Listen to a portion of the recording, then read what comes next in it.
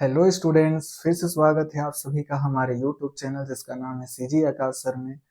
हमारा chemical formula का series चल रहा था जिसमें से हम लोगों ने पार्ट 1, पार्ट 2, पार्ट 3 कवर कर लिया था। अभी हमारा सेशन है पार्ट 4 का। पार्ट 4 जिसमें हम लोगों ने पिछले में CCl4 तक शायद प्रीवियस में छोड़ा था। प्रीवियस लेक्चर में हम लोगों ने CCl4 का एग्जाम्पल देखा और H2O का देखा, Cl2 का देखा। इलेक्ट्रॉन शेयरिंग का कॉन्सेप्ट चल रहा था जिससे हम लोग सीख सकते हैं कि केमिकल फॉर्मूला कैसे बनेगा। उसी को हम लोग और प्रोसीड करते हैं आगे। मान लीजिए हम लोग को कोई दे दिया, कहा कि बताइए नाइट्रोजन एंड क्लोरीन। नाइट्रोजन और क्लोरीन जब आपस में ऐड होंगे, जुड़ेंगे, रिएक्शन करेंगे तो उनका बीच का केमिकल फॉर्मूला क्या होगा, हम लोग को कोई आइडिया नहीं है। सबसे पहले आप देखिए नाइट्रोजन, और नाइट्रोजन का एटॉमिक नंबर सोचना है। नाइट्रोजन का एटॉमिक नंबर कितना होता है? 7। तो इलेक्ट्रॉन भी कितना होंगे उसके पास? 7 होंगे। इलेक्ट्रॉनिक कन्फिगुरेशन कितना हो जाएगा? 2,5। पहले सेल में 2 इलेक्ट्रॉन और लास्ट सेल में 5 इलेक्ट्रॉन। मतलब नाइट्रोजन के लास्ट सेल में कितने इलेक्ट्रॉन होंगे? 5 इलेक्ट्रॉन होंगे, क्योंकि किसी भी एटम का लास्ट वाला सेल का इलेक्ट्रॉन ही बॉन्ड बनाने में पार्टिसिपेट करता है। अंदर वाले सेल के इलेक्ट्रॉन को कोई लेना देना नहीं रहता। जैसे ये पार्टिसिपेट करेगा दूसरे से बॉन्ड बनाने में, अंदर वाले को कोई लेना देना नहीं। क्लोरीन हम लोगों ने पिछले क्लासेस में भी देखा है कि क्लोरीन के आउटर मोस्ट सेल में कितने इलेक्ट्रॉन होते हैं? 7। बार बार आप पढ़िएगा, आपको याद हो जाएगा कि इसके लास्ट सेल में कितने इलेक्ट्रॉन होते हैं। अब क्लोरीन का भी ऑक्टेट कंप्लीट नहीं है, नाइट्रोजन का भी ऑक्टेट कंप्लीट नहीं है। दोनों को इलेक्ट्रॉन की जरूरत है, तो दोनों क्या करेंगे? इलेक्ट्रॉन की शेयरिंग करेंगे। तो सबसे पहले एक एक इलेक्ट्रॉन की शेयरिंग कराते हैं हम लोग। क्लोरीन का देखिए 2, 4, 6, 7 और 1 8। क्लोरीन का 8 इलेक्ट्रॉन क्या हो गया? कंप्लीट हो गया। लेकिन नाइट्रोजन का कितना हुआ है? 1, 2, 3, 4, 5 और 1 6। तो नाइट्रोजन अभी रुकने वाला नहीं है और क्लोरीन से करेगा, क्योंकि नाइट्रोजन और क्लोरीन बस दो ही को लेना है हम लोग को। 2, 4, 6 और 1 7। तो ये भी एक एक इलेक्ट्रॉन की यहाँ शेयरिंग होगी। तो इसका तो ऑक्टेट कंप्लीट हो गया। और नाइट्रोजन का कितना हो गया? 1, 2, 3, 4, 5, 6, 7। अभी भी नाइट्रोजन नहीं रुकेगा, 7 इलेक्ट्रॉन हो गया। तब तक नहीं रुकेगा जब तक इसका कितना ना हो जाए? 8 इलेक्ट्रॉन ना हो जाए। तीसरे क्लोरीन को बुलाएगा, 7 होता है, फिर यहां से बॉन्ड बनेगा। अब गिन सकते हैं 1, 2, 3, 4, 5, 6, 7, 8। नाइट्रोजन का 8, क्लोरीन का 8, इस क्लोरीन का 8। सब के सब पूरा सिस्टम क्या हो गया? स्टेबल। ऑक्टेट सबका कंप्लीट हो गया। तो इसलिए अब और क्लोरीन आकर के बॉन्ड बनाएगा क्या? कभी नहीं, क्योंकि अगर और क्लोरीन आके बॉन्ड बनाया तो 8 से ज्यादा इलेक्ट्रॉन हो जाएंगे नाइट्रोजन का। अभी तो 8 है, और 8 से ज्यादा हो जाएगा तो भी क्या हो जाएगा? नाइट्रोजन, ये पूरा सिस्टम अनस्टेबल हो जाएगा। तो नाइट्रोजन और क्लोरीन में कभी भी आपस में रिएक्ट करेंगे, दोनों लोग ऐड होंगे, तो इनके बीच का केमिकल फॉर्मूला क्या बना? एक N है, नाइट्रोजन है, और 3 कितने जुड़ रहे हैं? क्लोरीन। तो NCl3 बनेगा इसका केमिकल फॉर्मूला। कभी भी NCl2 होगा नहीं, क्योंकि अगर एक क्लोरीन हटा दिया जाए तो नाइट्रोजन के पास 7 इलेक्ट्रॉन हो जाएंगे, और अगर 7 इलेक्ट्रॉन हो जाएंगे तो उसका ऑक्टेट कंप्लीट नहीं होगा, मतलब वो अनस्टेबल होगा। और जो चीज अनस्टेबल होता है नेचर में वो कभी भी बनता नहीं है, तो NCl2 नहीं बनेगा। NCl4 बनेगा क्या? नहीं बनेगा। NCl बनेगा क्या? नहीं बनेगा। ये सब कभी नहीं बनेगा। बनेगा तो हमेशा NCl3। समझ गए होंगे आप लोग। नेक्स्ट एग्जांपल लेते हैं अब हम लोग। नाइट्रोजन और क्लोरीन का देखिए। मान के चलिए और एग्जांपल सोचते हैं, जैसे हम लोग कार्बन और ऑक्सीजन का लेते हैं। अगर कार्बन एंड ऑक्सीजन आपस में ऐड होंगे तो इनका केमिकल फॉर्मूला क्या होगा? तो सबसे पहले एक कार्बन लीजिए और एक ऑक्सीजन, एक सिंगल सिंगल लेना है शुरू में। हमको नहीं पता कितने ऑक्सीजन आएंगे कितने कार्बन आएंगे। तो कार्बन का एटॉमिक नंबर कितना होता है 6, इसके पास इलेक्ट्रॉन भी कितना होगा 6, इलेक्ट्रॉनिक कन्फिगरेशन कितना होगा 2 और 4। तो लास्ट सेल में कितने इलेक्ट्रॉन हो जाएंगे 4, कर लिए। ऑक्सीजन का एटॉमिक नंबर कितना होता है 8, इलेक्ट्रॉन कितने होंगे 8, इलेक्ट्रॉनिक कन्फिगरेशन कितना हो जाएगा 2, 6। तो लास्ट में कितने इलेक्ट्रॉन होंगे इसके 6 होंगे। ठीक है, अब ऑक्सीजन के पास कितने इलेक्ट्रॉन हैं 6 और कार्बन के पास 4।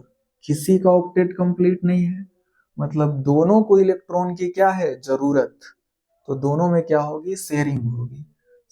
पहले एक एक इलेक्ट्रॉन का शेयरिंग कराते हैं। तो ऑक्सीजन के पास कितना हो जाएगा 3, 4, 5, 6 और 1 7।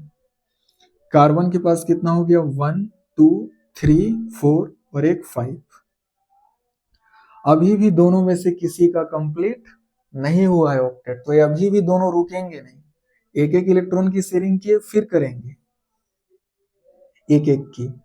तो देखो अब कितना हो जाएगा 1, 2, 3, 4, 5, 6, 7, 8। कार्बन के पास कितना हो गया 1, 2, 3, 4, 5, 6। लेकिन कार्बन तो अभी रुकेगा नहीं, ये तो और करेगा, क्योंकि कार्बन का ऑक्टेट कंप्लीट नहीं हुआ और इसका ऑक्टेट कंप्लीट हुआ तो ये रुक जाएगा क्योंकि ये स्टेबल हो गया, अभी किसी से बॉन्ड नहीं बनाएगा। तो एक ऑक्सीजन और लाना पड़ेगा। आउटर मोस्ट सेल में कितने होते हैं 6, फिर सिंगल यहाँ बॉन्ड बनेगा, एक एक इलेक्ट्रॉन की शेयरिंग होगी 1, 2। तो इसके पास कितने हो गए गिनो 1, 2, 3, 4, 5, 6, 7। कार्बन के पास भी कितने हो गए 7 हो गए, 1, 2, 3, 4, 5, 6 और 1 7। अभी भी दोनों लोग नहीं रुकेंगे क्योंकि दोनों का ऑक्टेट कंप्लीट नहीं हुआ है, एक एक की और होगी। अब इसका भी ऑक्टेट कंप्लीट, इसका भी ऑक्टेट, पूरा सिस्टम क्या हो गया स्टेबल।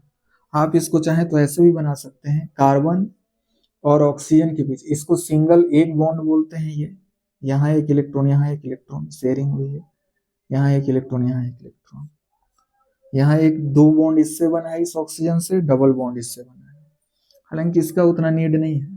तो केमिकल फॉर्मूला हमारा क्या हो गया, हम लोग उससे मतलब है।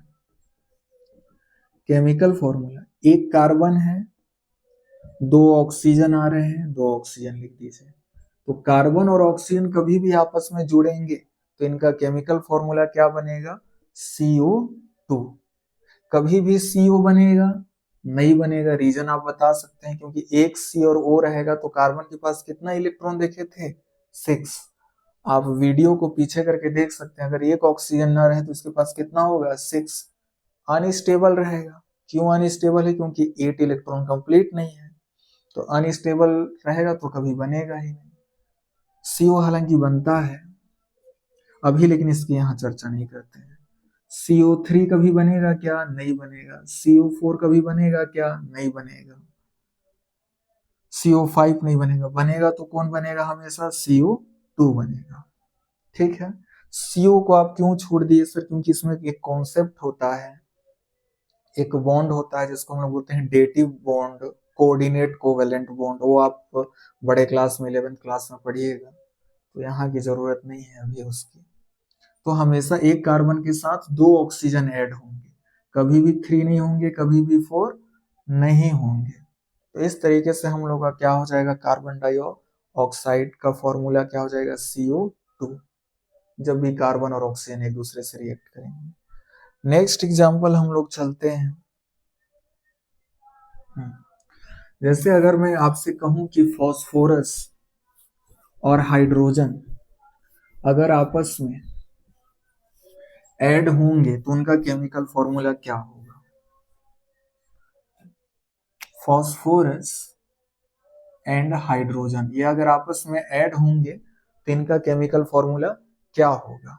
कैसे जानेंगे, सेम तरीका रहेगा, फास्फोरस लिखेंगे एक और एक क्या लिखेंगे हम लोग हाइड्रोजन, सिंगल सिंगल लेंगे। हाइड्रोजन के पास एक ही इलेक्ट्रॉन होता है, फॉस्फोरस का एटॉमिक नंबर कितना होता है? 15। इलेक्ट्रॉन कितने होंगे? 15।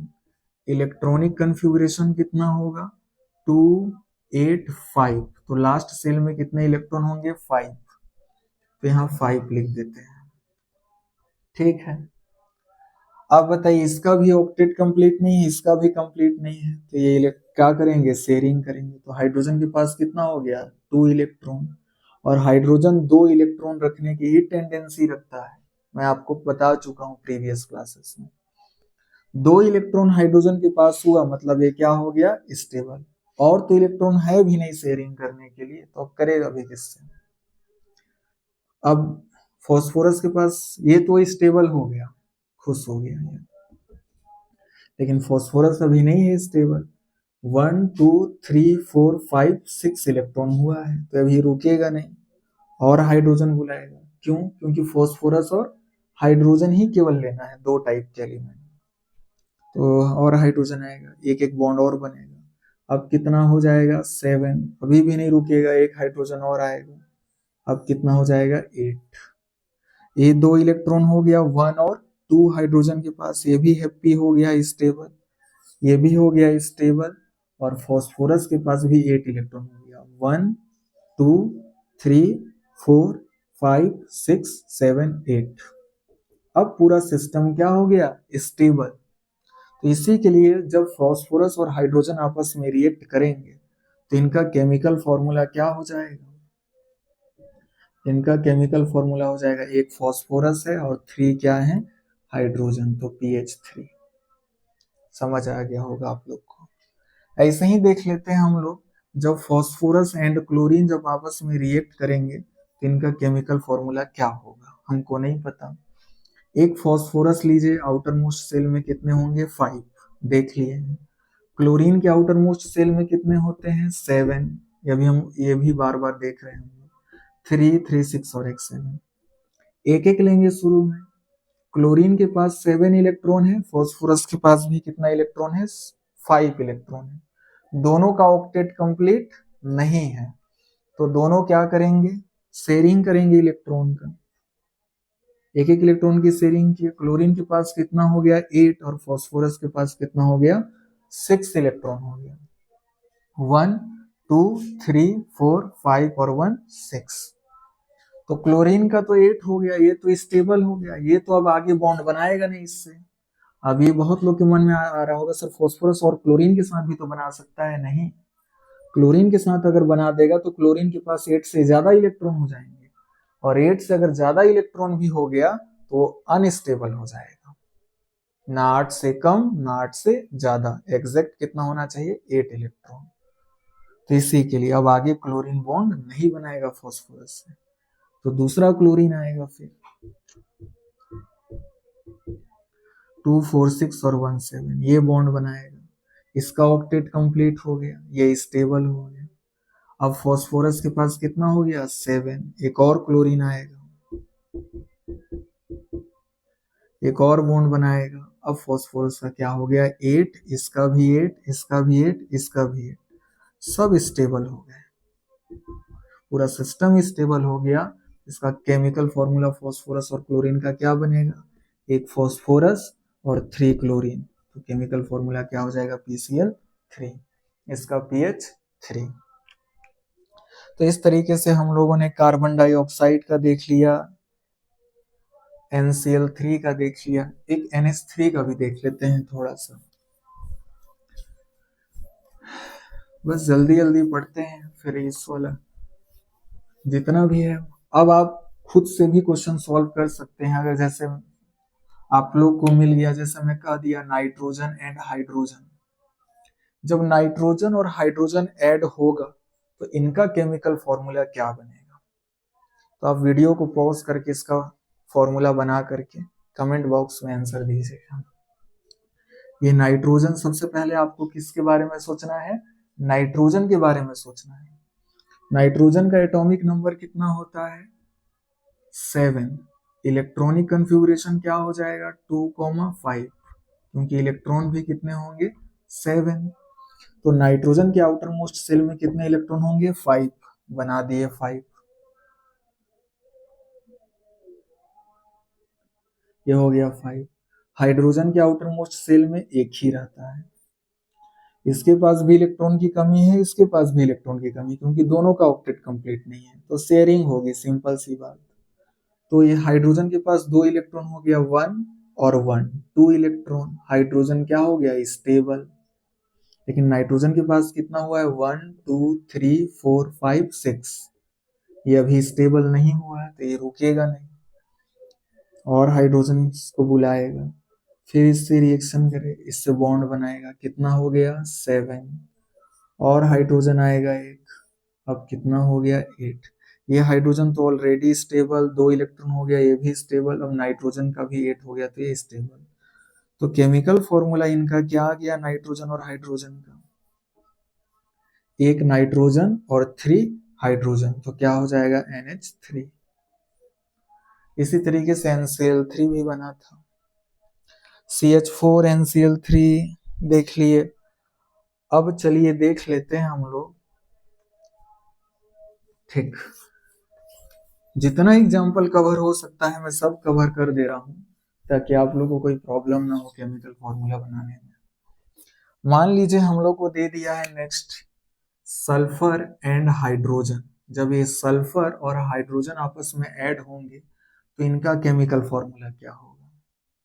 दूसरा देख लेते हैं नाइट्रोजन एंड नाइट्रोजन जब आपस में ऐड होंगे तो इनका केमिकल फॉर्मूला क्या होगा। तीसरा हाइड्रोजन एंड क्लोरीन जब आपस में ऐड होंगे तो इनका केमिकल फॉर्मूला क्या होगा। तो सबसे पहले एक तरफ हम लोग क्या लिखेंगे, एक सल्फर लिखेंगे और एक हाइड्रोजन। शुरू में हम लोग को सबको क्या लेना है, सिंगल सिंगल लेना है, फिर सॉल्व करने के बाद अपने आप क्लियर हो जाएगा कि कौन कितना और बढ़ेगा।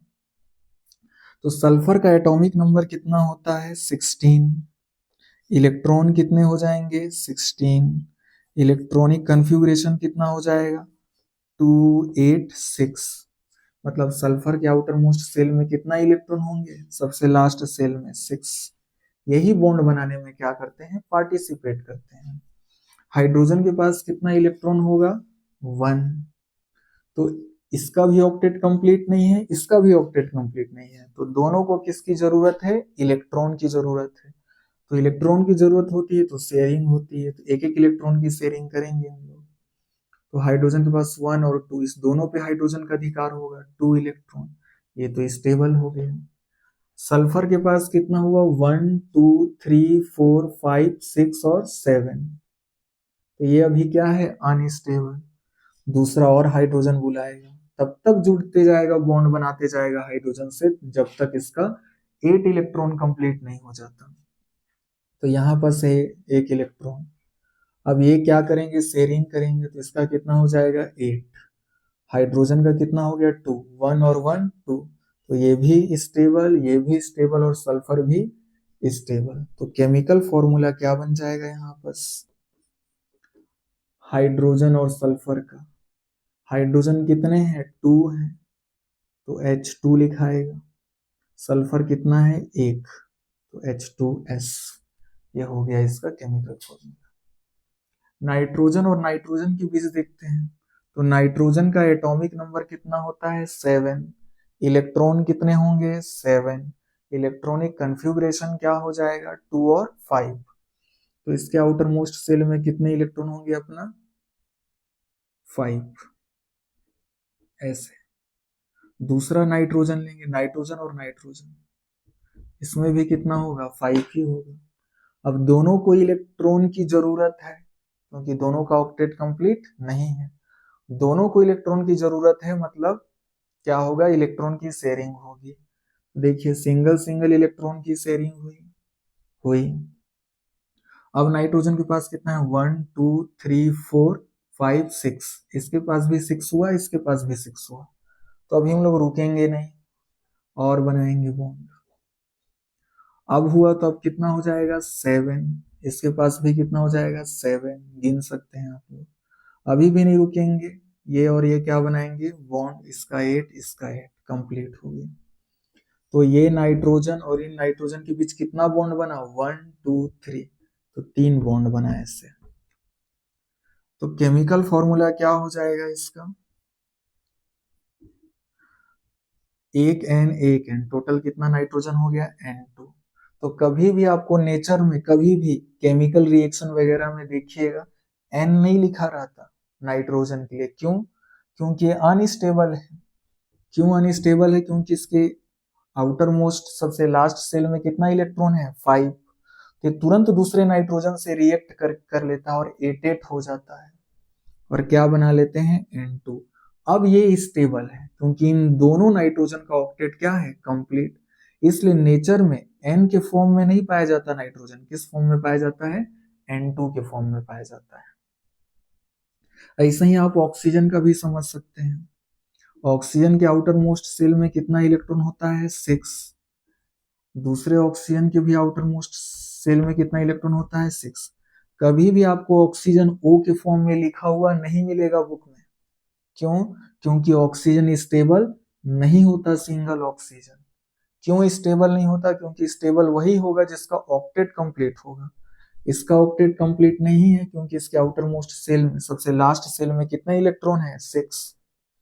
तो ये तुरंत दूसरे ऑक्सीजन से क्या कर लेता है? शेयरिंग कर लेता है क्योंकि दोनों को इलेक्ट्रॉन की जरूरत है। 6 है दोनों का।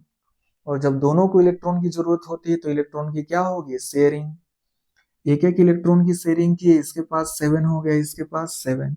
अब ये रुकेंगे नहीं, फिर एक एक इलेक्ट्रॉन की शेयरिंग करेंगे। इसका 8 हो गया, इसका भी क्या हो गया? 8। तो ऑक्सीजन ऑक्सीजन के बीच यहाँ कौन सा बॉन्ड बना? डबल बॉन्ड बना, फर्स्ट सेकेंड बॉन्ड।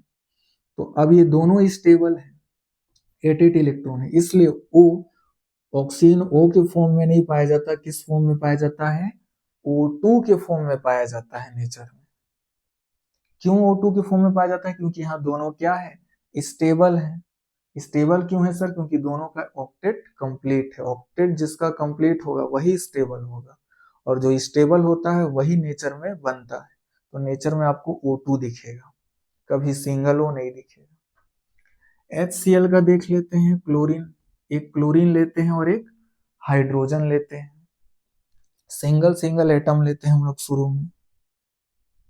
तो एक क्लोरीन हो गया और एक क्या हो गया? हाइड्रोजन। क्लोरीन के आउटर मोस्ट सेल में कितने इलेक्ट्रॉन है? 7। और हाइड्रोजन के में 1। तो दोनों को इलेक्ट्रॉन की जरूरत है। ये इलेक्ट्रॉन की क्या हो जाएगी? शेयरिंग हो जाएगी। देखिए हाइड्रोजन का तो 2 हो गया क्योंकि हाइड्रोजन तो 2 ही कंप्लीट करना चाहता है। क्लोरीन का कितना हो गया? 2 4 6 7 8 हो गया। तो दोनों क्या हो गए? स्टेबल। इसलिए आपको नेचर में HCl लिखा हुआ मिलेगा। केमिकल फॉर्मूला क्या हो जाएगा? एक हाइड्रोजन है और एक क्लोरीन, HCl बन गया। ठीक। आपको मैं आगे बताऊंगा कि सर HCl को ClH क्यों नहीं लिखा जा सकता। ये आगे की क्लास में आप केमिकल रिएक्शन वाले पोर्शन में मैं इसको कवर करूंगा। तो आप ऐसा नहीं लिख सकते ये गलत है ये सही है, क्यों? वो आगे देखिएगा। तो इस तरीके से हम लोग इतना का देख लिए और आगे प्रोसीड करते हैं। जैसे क्लोरीन क्लोरीन वाला तो मैं आपको बता दिया हूँ, ये हो गया PCl3।